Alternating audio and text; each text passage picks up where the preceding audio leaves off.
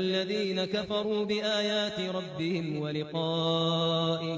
ولقائه فحبطت أعمالهم فلا نقيم لهم يوم القيامة.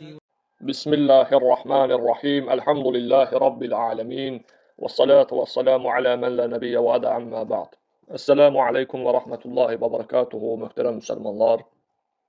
Bildiyiniz kimi mən 1-2 gün əvvəl Osman İbn Affan radiyallahu anhu barədə bir video paylaşdım ki, orada bir dənə cahil, rafizi bir uşaq, balacanın bir videosu var idi. Dəccalın arxasıca gedənlərdir və s. belə bir şey paylaşıb. Sonra mən ona cavab verdim. Ümumi bir cavab verdim. Onun özünə qalsa cavab veriləsi bir nə elmi yoxdur, nə onun yaşı yoxdur.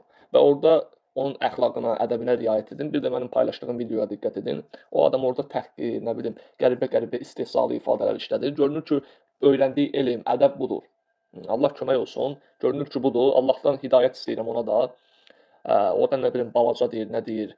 Bizim ölkəmizdə, bizim örfümüzdə, bizim adətimizdə böyük, kiçik hörməti var. Nə bilim, yaşlı hörməti var. Elm öyrənən birinə hörmət var. Bunlarda belə bir şey yoxdur. Yəni mən buna buradan sual vermək istəyirəm ki, mən elm öyrənib gələndə, Misirdəki, Saudiyyədəki alimlərdən elm öyrənib gələndə sən hardaydın? Hələ neçə il əvvəldən danışıram. Sən bəlkə də heç din nədir bilmirdin. Bəlkə də hələ təzə namaz qılmağa başlayırdın. Nəyi qoyub nəyi danışırsan? Ged işinlə məşğul ol da. Ay balaca. Nəysə, ümumən qısa keçirəm. Buna çox cavab verməyəcəm, çünki o cavaba layiq deyil. O qədər də böyük aç kitablarla qoy. Heç adamın əlində kitab da yoxdur. Yəni adam açır kompüteri, qəribə saytlardan nə gəldi oxuyur. Sağ olsun ChatGPT. Hamısını şeyx edib. Amma əlhamdülillah mənim rəfimdə tam 1000-ə yaxın kitab var. 1000-ə. İstifadə edirik, əlhamdülillah, oxuyuruq, tərcümə edirik, şərh edirik. Bunu müsəlmanlar da bilir. Ayından qayn öyrənmisən, gəlmisən burada alimlik eləyirsən. Balacasan, ged işindən məşğul ol. Sənin böyükləri bir gördük də, Əd-Durar Əs-Səniyyə kitabını, Əd-Durar Üs-Sünniyyə deyənləri bir də gördük. Nə bilim, sizin o Qasım şeyxi biz də gördük. Debata çağırıram, gəl deyəndə cavab verdim, buyur, hodr meydan, sonra qaçdı. Yəni sən hələ uşaqsan, onlar belədir, hələ onlar. Və qaldı ki, bu məsələyə, burada buna gəldi danışır. Qıraqdan baxan ağıllı bir kəs, ağlı başında olan buna baxıb sadəcə gülə bilir. Sadəcə və sadəcə gülür. Çünki orada deyir alim adı say və orada nə gəldi danışır. Mən rəvayətdə nələrin olub olmadığını dedim və mən deyirəm ki, burada olanlar barəsində bir qismi barəsində alimlərin əksəriyyəti deyib ki, onlar bəli, siqatdır. Bir qismi barəsində alimlərin əksəriyyəti deyib ki, bəli, onlar siqadır, onlar höccətdir, onların dediyi düzdür.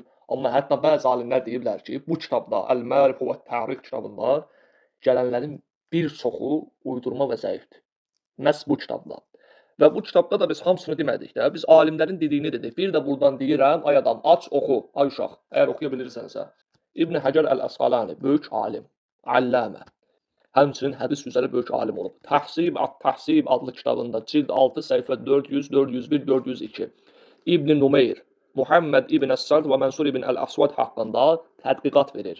Və xüsusilə İbn Əs-Saldın zəifliyini qeyd edir orada. Nəyi qoyub, nəyi danışırsan sən? Gedirsən Buxariya, Müslimə, sən heç bilirsən sahih nədir, sahiheyn nədir, siğa nədir, elə öyrənmirsən ondan buradan. Danışsaq bir sənin də bunlar haqqında, qalacaqsan yarıda donub. İşinlə məşğul ol da. Sonra İbn Həcər Əl-Əsqalani Lisan Əl-Mizan adlı kitabının 4-cü cildinin 123, 124 və 125-ci səhifələrində Mənsur İbn Əl-Əsvad və Əl-Əməşin halı və siqalıq statusu barədə danışır. Orada deyir, siqadır və s. və s. Bu, amma bu kitabda gələnlər barəsində deyir, adına uydurulub, ondan deyil və ya filan kəsdən deyil. Hamısını bildirib, get bunları oxu. Və ya Şəmsuddin Əz-Zahabi, İmam Zahabi rahiməhullah, Mizan Əl-İtidal kitabında 1-ci cild səhifə 376, 377, 378-ci yerlərdə Muhammed ibn Əs-Sald və Mənsur ibn Əl-Əsvad haqqında zəif və ya şübhəli dəyərləndirmə edir. Əsasən də bu kitabda.